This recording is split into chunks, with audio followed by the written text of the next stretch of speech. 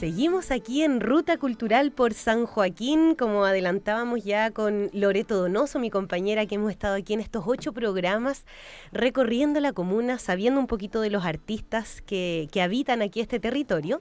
Y como adelantábamos, estamos junto a Óscar Plandiura, quien es escultor. ¿Cómo estás, Óscar? Hola, bien, súper bien acá. Qué bueno, qué bueno. Óscar, cuéntanos un poquito. Sabemos que yo la adelantaba y tenía muchas ganas también de conocerte porque ícono de la comuna es la estatua de Salvador Allende, que está en calle Las Industrias. Sabemos que además está en construcción la estatua de Víctor Jara, pero antes de conocer un poco más tu trabajo, quizás presentarte a la comunidad, quienes no te conozcan, ¿qué fue lo que te motivó además de querer ser escultor?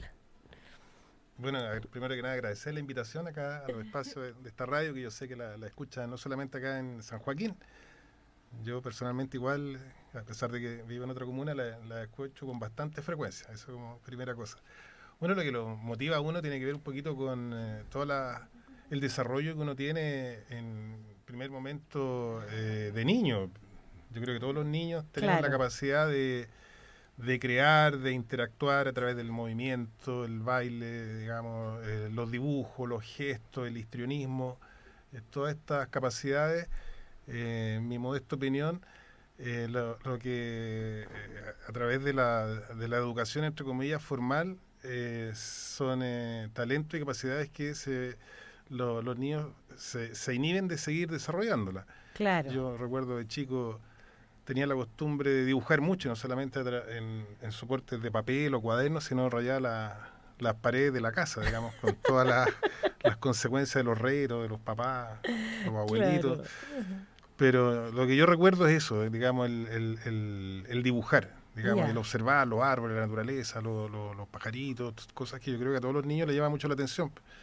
Y que con el tiempo, a la mayoría, yo creo que a la mayoría de las personas, pierden esa capacidad de sorprenderse, de desarrollar, digamos, su hobby, su gusto. De expresarse también. De también. expresarse, claro, no solamente a través del dibujo, sino del movimiento. Digamos, el chileno en especial le cuesta, digamos, expresarse a través del lenguaje corporal, de los gestos, del baile, sin ir más lejos. Claro. Y eso se ha quedado en evidencia con todo este flujo migratorio que ellos han venido a enriquecer, digamos. La interculturalidad que se ha venido desarrollando, sin duda. Han sido un aporte y han, digamos, dejado en evidencia que los chilenos somos bastante vergonzosos en cuanto a expresarnos con el lenguaje corporal. Y tú dijiste, bueno, a pesar de todo, voy. ¿Y qué te llevó a ser escultor? ¿Estudiaste? ¿Lo hiciste autodidacta? ¿Cómo fue? Es que yo no diría a pesar de todo, digamos, siempre, digamos, fue algo que fluyó, digamos, porque era lo que me gustaba. Ya. Más allá, si yo... No digo que lo pudiste desarrollar, porque muchas veces también existen esas trabas, muchos artistas de repente que cuesta poder... Claro, puede que a lo mejor hayan existido algún prejuicio, pero yo creo que rasgos de la personalidad, a lo mejor, capacidad de concentrarme o rasgos que tienen que ver con la perseverancia, yo creo que eso contribuyó mucho para no sentir que era un esfuerzo desmesurado o una épica, digamos, que tenga que ver con algún relato, así que a veces uno escucha de otros artistas, sino que fue fluyendo de forma espontánea, natural, era algo que me gustaba. El primer acercamiento con la escultura fue a través del dibujar, pintaba, nunca pinté hasta el día de hoy, a pesar de los intentos con la acuarela, el óleo, pero la verdad que nunca logré pintar bien, digamos, pero eso no fue, digamos, razón para no hacerlo. Para no hacerlo, pero sí el dibujo, digamos. Yo siempre tuve conciencia de que el primer lenguaje expresivo desde niño para mí fue el dibujo. Y andaba dibujando en todos lados.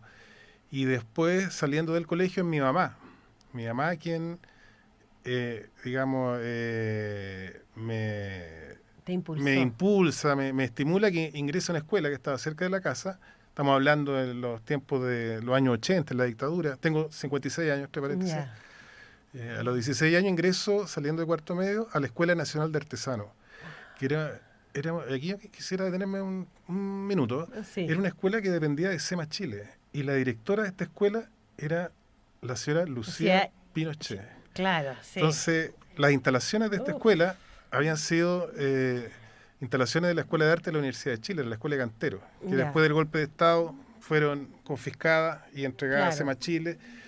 Y en el año 80, 81, la señora Lucía hace una escuela en estas instalaciones, pensando en jóvenes, niños, eventualmente en riesgos sociales, era como lo que apuntaba esta escuela, en régimen de internados. Entrábamos a las 8 de la mañana hasta las 6 de la tarde, nos daban desayuno, De almuerzo, todo.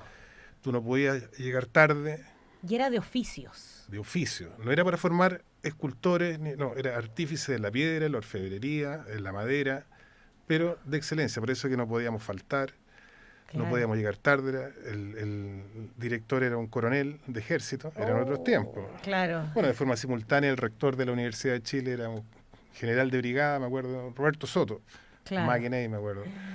Entonces en esa escuela estuve 2 años, Ya. y ahí aprendí el rigor, la disciplina, porque los profesores fueron los mismos profesores que venían de la escuela de Cantero cuando Claro, estuve aprendiendo en la Universidad de claro. Chile, pero se le agregó la disciplina, una disciplina casi militar. Uf. Obviamente, para mí era... Ahí sí que era complicado estar asociado a una escuela de SEMA Chile, los militares, en dictadura. Claro. Digamos, un tema incluso durante años yo no contaba que había estudiado ahí. Pues. No me No gustaba, quería. claro, yo no asumí, bueno, al final es parte, digamos, de la biografía de uno. Y Claro. bueno, di la prueba de aptitud saliendo de esa escuela, egresé, al final, digamos, todo esto complejo y prejuicio, un poquito lo fui superando. Y ahí dije yo voy a dedicarme a la escultura. Mira qué Y bien. entré a la Universidad de Chile y ahí conocí a los grandes maestros grandes maestros en la escultura y maestras. Chile es Ya. país de escultores, pero sobre todo de escultoras. Marta Colvin, Lili Garafoli, Rebeca Mate, son las grandes escultoras que ha tenido Chile en el siglo XX, Mira. de mayor potencial que los mismos hombres. Mira. Entonces no todos saben eso, a pesar de ser un oficio tan duro, tan rudo, entre comillas, han sido las mujeres quienes más han destacado. Qué Entonces bueno que lo mencionas. ingreso a la Universidad de Chile y habían estos maestros que estaban ya bien entrados en edad. Estaba ahí Héctor Román, Juan Ellenao, Matías Vial, yo a ellos los conocía de antes, entonces era para lo mejor para un niño que va al Colo-Colo a probarse a las infantiles y se encuentra ahí Con los maestros. con los ídolos. Entonces como que fue ese mi acercamiento ya definitivo a lo que es la escultura, para tomar la decisión de aquí voy a dedicarme a esto. Ya tenía toda la base que tenía que ver con el trabajo de la piedra. Yo Ya. estudié tallado y labranza en piedra y complementé, digamos, mi formación en la Universidad de Chile, donde estuve 5 años.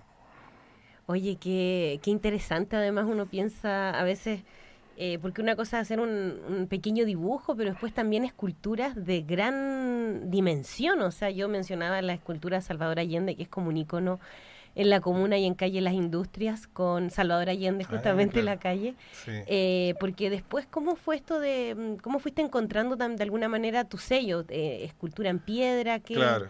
¿cómo fue también esa como definición de estilo quizás?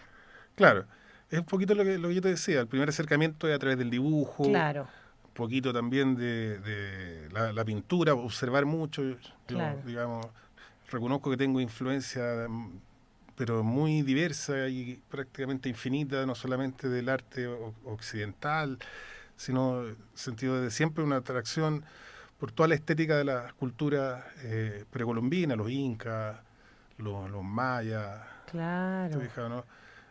Obviando todo digamos, el sufrimiento que tiene que haber significado para aquellos pueblos que estas obras trascienden hasta el día de hoy. Lo que hay detrás de todos esos grandes monumentos es el sufrimiento, la esclavitud, los abusos de generaciones y generaciones de obreros y artesanos, y artistas también.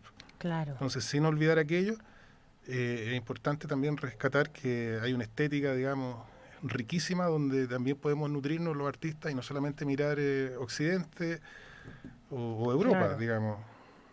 No, interesante porque a veces uno ve solamente los monumentos, porque también tienen eso de grande, pero también Claro. pensar qué hay detrás, o sea, quién pudo construir, como Sí, decías po, tú, las claro. esculturas mayas. Sí, pues Pablo Neruda lo describe muy bien en su obra Cumbre, Claro. altura de Machu Picchu, Alturas de Machu Picchu. llevaba a la música por los jaivas. Claro, Entonces, yo creo que eso también es importante, no solamente en lo que tiene que ver con la monumentalidad en el espacio público, en las civilizaciones precolombinas. La realidad en Europa no es muy distinta. Todas esas grandes catedrales, todas esas grandes obras de arte, subyace el sufrimiento de generaciones de obreros, artesanos, artífices y también artistas. Claro. Generaciones tras generaciones, ahí morían gran cantidad de trabajadores por las nulas condiciones de seguridad laboral. Eso no siempre se cuenta, se explica o se visibiliza. Entonces, y en ese sentido, bueno, hemos hablado con varios artistas acá y bueno, una también que es artista sabe lo difícil de pronto que es realizar el trabajo. Tú llevas ya, podríamos decir, más de 30 años de escultor con todos estos años. Claro.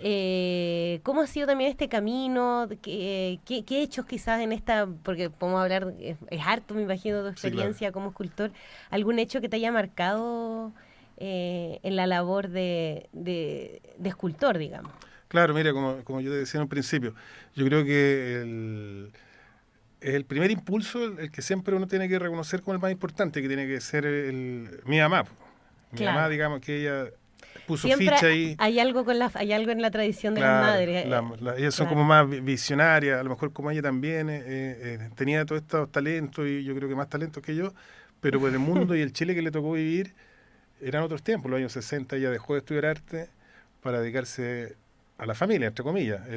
Yo no juzgo ni a mi papá ni a la sociedad de la época, digamos, simplemente digo que era otra sociedad, era otro mundo, era otro Chile, y los roles eran esos, sin querer tampoco juzgar.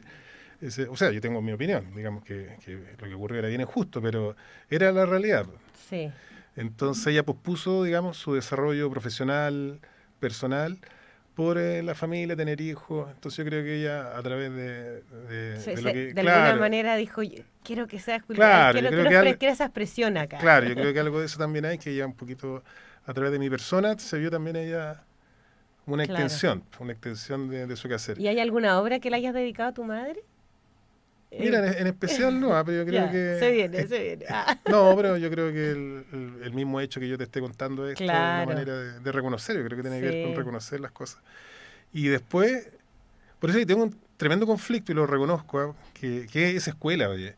Y aquí yo separo, digamos, la figura de quien la dirigía. Claro. Que era Lucía Pinochet. Yo, como la gran mayoría de los estudiantes que estábamos en esa época, éramos tremendamente críticos, opositores, claro, a lo que estaba pasando. Entonces todos teníamos este mismo conflicto y lo conversábamos mucho. Oye, pero ¿cómo estamos acá? Pero por otro lado era gratis, nos daban desayuno, y en más de alguna oportunidad fue esta señora.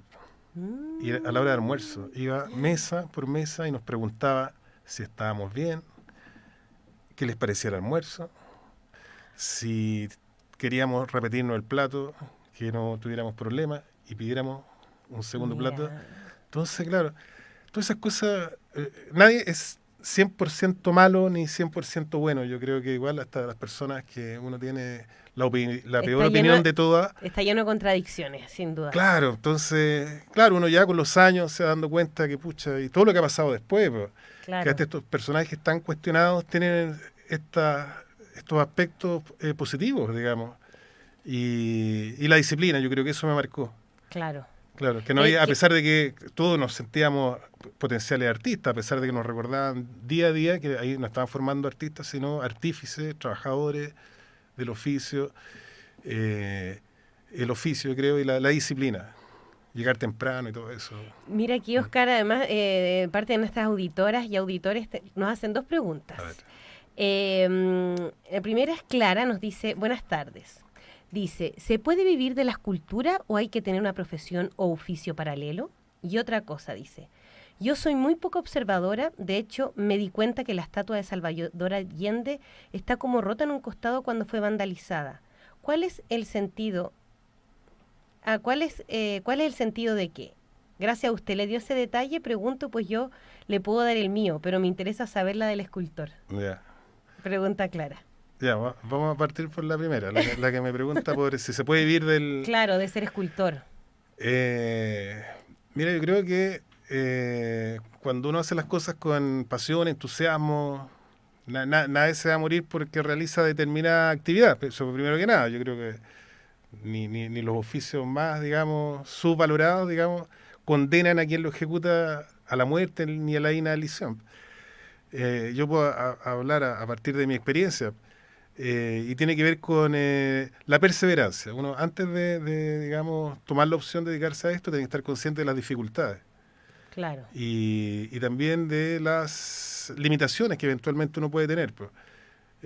Claro, yo a lo mejor de un principio sabía que la cosa asociada a la creatividad no era algo a lo mejor que fluyera de forma muy, muy espontánea. En mi caso, yo veía a compañeros míos que en los ejercicios, en la misma escuela, eran mucho más creativos que yo. Entonces yo cómo podía suplir a lo mejor esa limitación, pues. Ser perseverante, trabajar el doble, dejar las cosas bien terminadas, el oficio, que si va a ser recto o redondo o curvo, que sea perfecta, claro, respetando a aquellos genios que tienen esa capacidad de a lo mejor con 2, 3 brochazos hacer una obra de arte que trascienda. O una sola, hay tantos casos en la historia del arte que escritores muchas veces, Rimbaud, no sé, se me viene a la mente, escribió un libro, y eso bastó para que trascendiera y marcara generaciones hasta el día de hoy. Y también es legítimo y que hay artistas en todos los ámbitos que han desarrollado obras extensísimas con miles de obras. Entonces, yo creo que lo que marca, digamos, y caracteriza mi desarrollo tiene que ver con ser perseverante. Ser perseverante. Sobre todo el oficio de la piedra. Claro. Entonces, yo creo que eso... Y ahí de repente cuando uno está como tallando, a veces se le pasa la mano, hoy le corto el dedo al personaje. Sí, por eso la paciencia. Yo creo que el orden es la curiosidad, la perseverancia y la paciencia. Claro. En ese orden. Primero es la curiosidad. Si el artista no tiene curiosidad, la verdad que no... Es como los niños, lo que te hablaba de un principio. El valor que define a los niños tiene que ver con la curiosidad, pues echarse los objetos a la boca, todo lo tocan, todo, claro. ¿te fijas o no? Las texturas. Las texturas, es así. Entonces, yo creo que lo primero tiene que ver con darle el valor a la curiosidad, la perseverancia, como los principales valores. Y lo demás, pienso yo, viene por añadidura. Y hay otros factores, la suerte, lo que le llaman también ahora el capital social. No es lo mismo que un joven poblador asuma, digamos, como proyecto laboral dedicarse a la música, a la pintura, al teatro, en este caso la escultura, que un joven del barrio alto. Entonces, obviamente, le va a costar mucho más al joven que es de origen humilde. Eso ocurre, digamos, en todas las actividades. Pero es difícil y eso es bueno que las personas lo sepan antes. Claro. Pero digamos, la perseverancia, eso es lo que, digamos, en definitiva va a definir que la persona logre, digamos, como mínimo, estar feliz y contento. Y lo otro que preguntaba la persona respecto a la escultura. Sí, un detalle que nos dice, que yo no me había dado cuenta. No es un detalle, yo creo que en el caso del Monumento Allende, no es un detalle, dejé partes como inconclusas, porque para mí siempre el proyecto de la Unidad Popular que representó el compañero presidente Allende, como que quedó truncado. Claro. Como que no tuvo la oportunidad de desarrollar, digamos, en los 6 años que correspondía constitucionalmente, las medidas que el gobierno de la Unidad Popular quería ya para Chile. Entonces, por eso está el presidente, además en ese gesto bien como histriónico, que era no solamente el presidente Allende, toda esa generación de estadistas y políticos tenían esa misma postura, oradores republicanos, esos gestos así. Claro, en el podio ahí. Claro, para que lo viera desde el último persona ahí en la concentración. Como voy en la mano ahí. Claro, entonces está como inconclusa y tiene que ver con eso. Ya.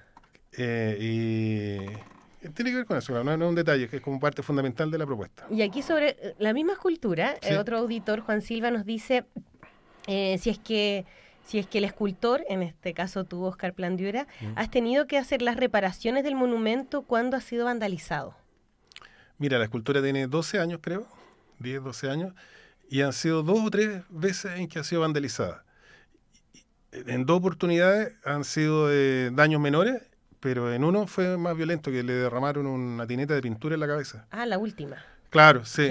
Eso fue como más agresivo, no rompieron nada, pero a diferencia de la mayoría de las esculturas que fueron vandalizadas, aquí no se trató de una expresión ciudadana de los vecinos, sino que fueron 2 personas o 3, creo, que llegaron en la noche, se bajaron de una camioneta, pusieron una escalera, y esto fue repudiado por toda la comunidad, los vecinos, algo muy, muy distinto a lo que ocurrió sin querer justificarlo con otros monumentos en el país que... Había una expresión popular de rechazo.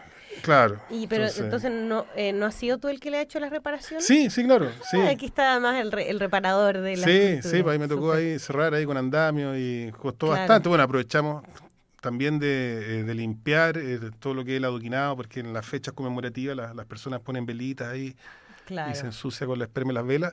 Limpiamos y aprovechamos de sacar la pintura ahí con mucho cuidado, estuvimos arenando para conservar, digamos, todo lo que es lo original de lo que ahí se hizo. No, interesante además pensar en o sea, es que este tema nos da para 10 programas, porque también lo que representan los monumentos, tú decías, o sea, además que has tú de alguna manera expresado a un ícono, digamos, de la política chilena, Salvador Allende, con todo el peso de la unidad popular. Claro. Y después también decías otras esculturas, hablamos justamente antes del programa de lo que fueron, por ejemplo, la estatua de Baquedano, que también tuvo otra, que representan también, y quiénes son esos propios escultores. Ahí entonces una relación entre el artista y la obra también, ¿o no? Sí, pues claro, igual lo que vivimos, bueno, ahora esto era un proceso que venía, digamos, se venía gestando durante años, y como en todo proceso revolucionario, también esto se expresa en el espacio público, cuando la ideología, en este caso el modelo económico o social, mejor dicho, estaba como mínimo en cuestionamiento. Claro. También caen sus símbolos. Sí. Y han sido históricamente, de los tiempos inmemoriales, las revoluciones, la Revolución Francesa, la Revolución Rusa, la caída del muro de Berlín, la caída del socialismo. También caen sus símbolos. Y de alguna manera también las esculturas son símbolos en ese Pero por sentido. supuesto, que más simbólico que las esculturas públicas. Claro. Donde o los símbolos religiosos, en este caso también se vieron afectadas un montón de iglesias que tienen que ver con el mismo fenómeno, que hay un cuestionamiento severo a las ideologías, y ese cuestionamiento tiene que ver con expresiones que no solamente se dieron acá en Chile a partir del 18 de octubre, sino que han ocurrido históricamente siempre. Claro. Por eso hacía alusión a la caída del socialismo o aquella imagen cuando entran las tropas a Bagdad y votan a Saddam Hussein. Claro, totalmente. Votan la estatua de Hussein ahí. Entonces eso tiene una imagen simbólica enorme. Y Óscar, bueno, tú hiciste la estatua de Salvador Allende aquí en la comuna, estás construyendo la de Víctor Jara. ¿Y qué otros trabajos también tienes aquí en la comuna, quienes quizás ahí puedan conocer? Sí, pues acá he tenido la suerte, la oportunidad de hacer varias obras públicas. Hay una pileta muy bonita que está en Rodrigo, no sé si Rodrigo de Araya, en la entrada del Pinar. En el Pinar, no sé cómo se llama el Pinar, se llama el Pinar, con Vicuña Maquena. Había la salida del metro. Claro, sí, ahí había un espacio que estaba bien deteriorado, bien abandonado. Metro,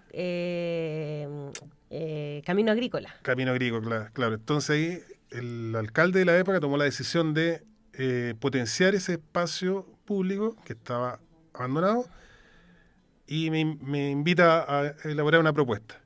Entonces yo le propuse, hagamos como una placita, le dije, hagamos una pileta, una fuente de agua que invite a los abuelitos, a los vecinos que están en sus departamentos, que bajen. Hace un copón bien austero, bien sobrio.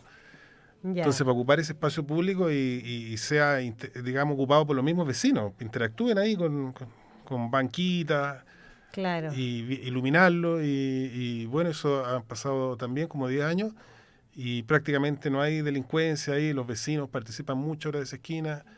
El otro día pasé por ahí, hay como una feria, no sé si es permanente o provisoria ahí, un comercio. Entonces, en la medida que los espacios públicos sean ocupados por la comunidad, la delincuencia pierde fuerza y se va como mínimo a otros sectores. Pero claro, yo creo que ese fue un espacio ganado para la comunidad y esa pileta contribuyó mucho a ello. Perfecto. Y además también tenemos eso, está también, yo recordaba la estatua de...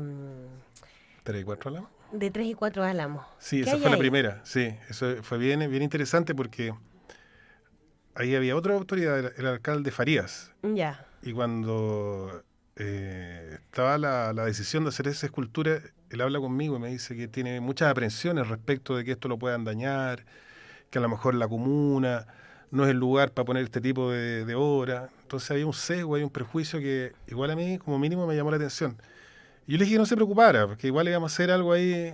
Bueno, hice unas palomitas, o sea, nada más, digamos, Claro. controversial que un grupo de palomas ahí que conforman una paloma más grande. Y eso hasta el día de hoy nunca nadie lo ha rayado, nunca Mira. nadie lo ha vandalizado. Y se ha integrado muy bien con la comunidad. De hecho, la agrupación 3 y 4 Álamos tomó la escultura como su logo, como la imagen corporativa. Mira, Entonces mira. también hay un tema ahí de reforzar la identidad de estas agrupaciones. Claro, claro. Entonces, a partir de ahí yo creo que se empezó a tomar confianza de que los monumentos, las estatuas no tienen por qué necesariamente estar en los sectores acomodados o en el centro cívico de la ciudad, sino que todas las personas generamos cultura, porque tampoco se trata de vamos a llevar cultura a tal parte, ¿no? Digamos, la cultura está en los lugares, en todos los lugares, Sí. incluyendo los sectores, entre comillas, populares o sectores obreros o de pobladores. La cultura no se lleva a ningún lado, la cultura está. Sí, ¿no? Y aquí hay harta expresión cultural, lo hemos venido viendo a lo largo de los programas, hemos hablado con muchos artistas. Y también, Óscar, haciendo el recorrido cultural por la obra de Óscar Plandiura aquí en San Joaquín, están el 3 y 4 Álamos, la Plaza de Camino Agrícola, Salvador Allende y San Joaquín también, que está en Diagonal Santa Elena, ¿no? No, ahí está, sí, está Rodrigo Araya. Rodrigo Araya. Sí. Ya. Claro, ahí también, pues, porque no todos sabían por qué es San Joaquín. Pues. De hecho, cuando hablaban conmigo yo no tenía idea de quién era San Joaquín. Ahí supe recién de que era el padre de María y el abuelo de Jesús. Pues. Ah, ya, yo tampoco sabía, fíjate. Claro, entonces, claro, ahí un poquito tiene que ver con el fin pedagógico que también tiene la escultura en el espacio público. Claro. Siempre hay una reseña ahí que uno pone. El nombre independiente de la reseña, digamos. Los mismos niños, sobre todo, son los que más preguntan. ¿Quién es? ¿Quién es ese caballero? ¿Por qué tiene lente? Claro, entonces los papás tienen la obligación de, más allá de que aparezca el discurso, el presidente Allende. Entonces, ahora esto es desde el origen de los tiempos, digamos, los emperadores, para atrás, ellos hacían estos monumentos, Arcos del Triunfo, precisamente para que su obra y su imagen trascendiera en el tiempo. Hoy día, a pesar de todas las plataformas digitales, internet, esto no ha perdido fuerza, es una cosa bien curiosa. Sigue siendo, y lo hemos visto sobre todo a partir de las destrucciones del espacio público, a partir de octubre, el debate en torno a la estatuaria y los monumentos, el simbolismo, todo lo que representa, especialmente lo que ocurrió en Plaza Dignidad, eso evidencia, digamos, que la estatuaria, la monumentalidad, el espacio público sigue tan vigente como en los tiempos de la Roma imperial. Totalmente. Hay una verdadera guerra diaria durante 3 años, lo pintaban, lo volvían a pintar, que lo ponían, lo sacaban. Y ahí un poco, Óscar, o sea, que no, insisto, es muy interesante el tema de tu trabajo. Sabemos que está Víctor Jara. ¿Cuándo se va a inaugurar esa obra? Mira, el tema del monumento de Víctor Jara, ahí me convocan a hacer un proyecto para este parque que se llama Víctor Jara. Y mi propuesta fue una propuesta bien ambiciosa, que no solamente incluía un busto o una estatua sobre un pedestal. Yo hablé con los ingenieros, los arquitectos del MOP, y les propuse no solamente un espacio digamos, donde estuvieran ahí un rato ahí o de tránsito. Lo que me interesaba a mí era hacer un lugar donde la gente se quedara un rato ahí, se sentara, interactuara con el entorno. Entonces yo propuse una fuente de agua de 20 metros por 15 metros, una explanada para que en fechas conmemorativas los músicos o los mismos actores o quien quisiera hacer un tributo a Víctor Jara o una fecha conmemorativa pudieran hacerlo, que es un espacio como de 1000 metros cuadrados, una explanada pequeña. Mira. Además ahora ya se está usando el parque. Claro, pero estoy hablando ahí mi propuesta del monumento de Víctor Jara. Y en el centro de esta pileta de agua, Víctor Jara con la guitarra. ¿Ya? Y un grupo de niños que para mí representan los niños, los jóvenes de octubre, del torniquete. Mira. Porque yo diseñé esta obra en el tiempo del estallido social. Claro. Y para mí fue, yo creo que para muchos, ese gesto que hoy día, claro, mucha gente se desdicen, pero yo creo que es una cosa momentánea, ese gesto tan pacífico, tan simbólico de saltarse el torniquete, como que hizo despertar a clases de trabajadores, profesionales, vecinos, obreros, que la verdad no había como que, digamos, despertaran de esta somnolencia, y fue a partir de lo que hicieron esos jóvenes. Diría yo, casi niños, porque ni siquiera estamos hablando de los estudiantes universitarios, pero los estudiantes secundarios. Y para mí el vínculo de Víctor Jara con los niños, no solamente con el mundo obrero, los niños súper fuertes. Entonces yo quise representar en este monumento también los niños. Y por eso están los niños junto a Víctor Jara, esta explanada, la pileta, como un todo que para mí es indisoluble. Porque en un momento me dijeron que no pusieron los niños, porque además va un perrito ahí, que es el perrito con el pañuelo. El matapaco. Que claro, le llaman el matapaco, ahí hoy día también hay toda una polémica que es un poquito absurda, que cómo le pusieron matapaco, pero en el fondo el perrito ese representa a todos los perritos desde los tiempos de las pinturas de Rugenda. Claro. Ahí estaba viendo unas imágenes yo ahí para la Guerra del Pacífico, la Esmeralda. Siempre los perros. Habían perros arriba de los barcos y era muy parecido. En el Mundial del 62 hay un perrito ahí que se metió al Estadio Sausalito cuando jugó Brasil con no sé quién, y Garrincha se llevó al perrito. Para las paradas militares siempre está el perrito ahí también. Cuando se hizo la PEC, estaba Ricardo Lago ahí en la foto oficial. ¿Quién salió? Otro perrito que estaba ahí en la plaza de la Constitución. Claro. Entonces, más que el perrito puntual, que era el de la Universidad Técnica, que los jóvenes ahí lo bautizaron como el perro matapaco, digamos, el perrito no tiene la culpa que le hayan puesto ese nombre. Entonces yo representé a este perrito con el pañuelo, claro, que puede ser cualquier perrito, y además de cualquier época. Entonces, como los estudiantes, o sea, sí. los niños del torniquete no estaban en la época de Víctor Jara, son de épocas distintas, pero son los estudiantes que pueden ser del 2006, que creo que era la revolución. La juventud también, po. Es que más que los jóvenes, los niños. Porque niños. Los jóvenes no fueron los jóvenes. Eso para mí es súper importante, que al menos, como mínimo, en este momento el monumento quede representado. Con los niños. No fueron los jóvenes, fueron casi niños, fueron los estudiantes secundarios. Claro. Y eso yo creo que lo hace un movimiento inédito, original, diría, en el mundo, que han sido prácticamente niños los que generaron este movimiento revolucionario que en mi opinión no ha terminado. Yo creo que hay una pequeña pausa, como en todo proceso, y esto va a seguir, porque más que un proceso de cambios políticos, este es un proceso de cambios culturales, que obviamente se expresa en la política, se expresa en cómo entendemos el espacio público, pero esto va a seguir. Oye, Oscar, y si es que queremos conocer más de tu trabajo, alguna red social, si es que alguien quiere como saber dónde más hay esculturas tuyas, sabemos que hay algunas más en San Miguel. Sí. ¿Cómo poder saber alguna página web, quizás? Mire, hoy día, digamos, la información es súper asequible, ¿eh? Están las plataformas, digamos, de Facebook, en mi nombre, Oscar Plandiura, o Instagram, pues mi Instagram, Oscar Plandiura. Ahí te podemos encontrar. Sí, pues ahí pueden ver mi trabajo. Ah, súper. Así que no es obstáculo para aquellos que están interesados en y para estar atentos. Sí, y para estar atentos también cuando se vienen ahí la inauguración de claro. esta obra, y también conocer parte de tu trabajo, porque además sabemos que no solamente aquí, también estás haciendo algo para el Estadio Monumental. Que está muy cerquita de acá. Sí, pues, también tiene que ver con otro héroe, en este caso, bueno, Víctor Jara, digamos, un referente no solo en la música, en el folclore, claro. sino era actor, bailarín, coreógrafo, profesor. Hemos hablado también de Víctor Jara, justo. Claro, entonces, ¿cómo definirlo? Como el Leonardo da Vinci del siglo XX, claro. donde todas, digamos, sus talentos, sus habilidades están al servicio, y principalmente un luchador social. Sí. ¿Y en el Monumental? En el caso de esta otra obra que estamos en proceso de término es Carlos Caselli, digamos, que poder, digamos, reducir la figura de Carlos Caselli a un buen jugador de fútbol, yo creo que eso es injusto. Carlos Caselli no solamente era el goleador histórico de la selección de Colo-Colo, también fue un crítico acérrimo de la dictadura, asumiendo todos los costos que eso significó. Él nunca se guardó su opinión a la hora de manifestar todos los abusos que se estuvieron cometiendo en ese periodo. Una vida personal impecable, también un referente deportivo realmente admirable por todos estos aspectos. El rol que él también asumió en la campaña del no, digamos, cuando es su mamá la que está dando un testimonio, y todos mirando ahí que en esta señora que cuenta estas cosas tan terribles, y al final aparece al lado Carlos Caselli y dice que es la mamá. Claro. Entonces yo creo que eso también terminó de inclinar la balanza a la hora de por qué ganó el no y al sí.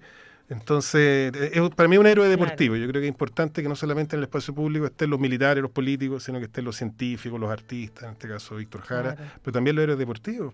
Sería bonito que, entre paréntesis, se hizo un estudio que lo hizo el Consejo de Monumentos Nacionales, el 97% de los monumentos públicos son hombres. Mira. El 3% son mujeres.